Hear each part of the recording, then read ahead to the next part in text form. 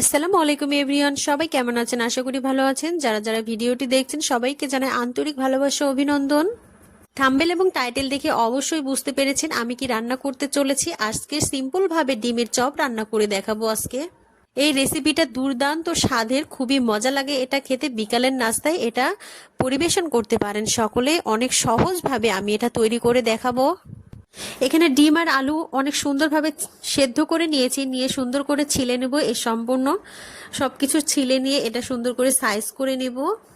এই যে ভিডিওটি যেভাবে দেখাচ্ছি এভাবেই করতে হবে। অবশ্যই ভিডিওটা স্টার্ট করে লাইক দিতে কখনোই ভুলে যাবেন না ভিউয়ার্স।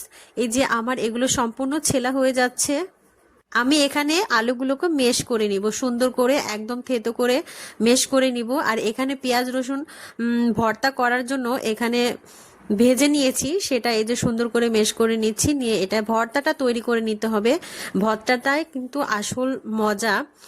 ভর্তাটা সুন্দর করে করে নিলে অনেক মজা লাগে। এই যে সুন্দর করে আমি তৈরি করে নিয়েছি, এটা দেখানোর কিছুই নাই। এখানে হচ্ছে আমি বেসন নিয়েছি, কিছুটা আটা দিয়ে দিলাম। এরপরে সুন্দর করে এটা একটু মিশিয়ে নিব নেড়ে চেড়ে। এরপরে দিয়ে দিলাম কালো জিরা, একটু দিয়ে দিয়েছি লবণ, হলুদ, গুঁড়ো মরিচ আর একটু বেকিং পাউডার আর লবণ, আদা বাটা দিয়েছি।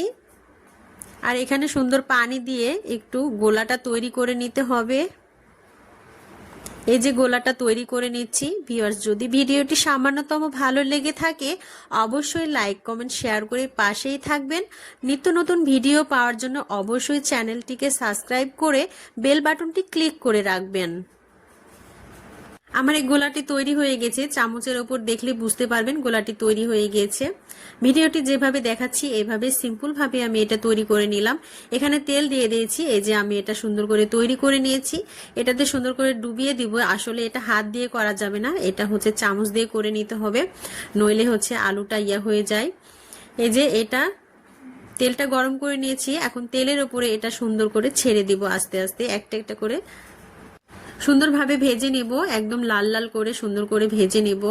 এটা বিকালের নাস্তায় অসম্ভব মজা লাগে।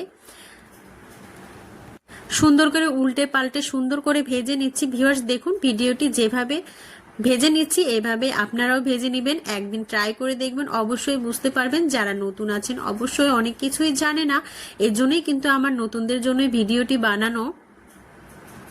এক এক করে তেল থেকে সম্পূর্ণটা উঠিয়ে নিচ্ছি। ভিউয়ার্স, দেখুন অনেক সুন্দর একটা কালার আসছে এবং মচমচে অনেক সুন্দর একটা ক্রিস্পি একটা ভাব আসছে। খুবই মজা লাগে এই ডিমের এই রেসিপিটা। তেলটা সুন্দর গরম হয়ে গেছে, দেখুন এটা আবার পুনরায় ভেজে নিব সুন্দর করে। এই যে ভেজে নিচ্ছি, একটু উল্টে পাল্টে দিয়ে আবারও ভেজে নিচ্ছি। চুলার আঁচটা মিডিয়ামে রেখে আস্তে আস্তে আলতো করে ভেজে নিতে হবে ভিউয়ার্স, ভেতরে যেন একটু সেদ্ধ হয়ে যায় সেইভাবে ভেজে নিতে হবে।